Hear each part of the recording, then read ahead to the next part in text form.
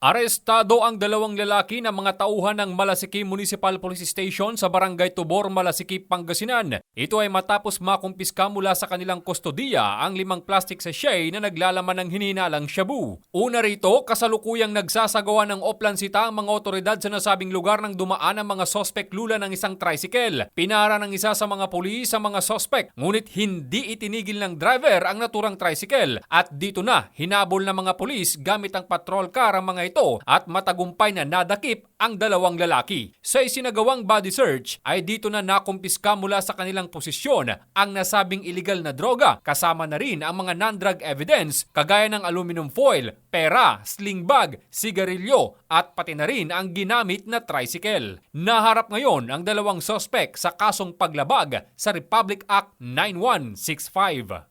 Mula dito sa Ilocos Region, ito ang inyong PNN Correspondent, Police Corporal J.R. Del Mendo, alagad ng batas, tagataguyod ng Balitang Pulis.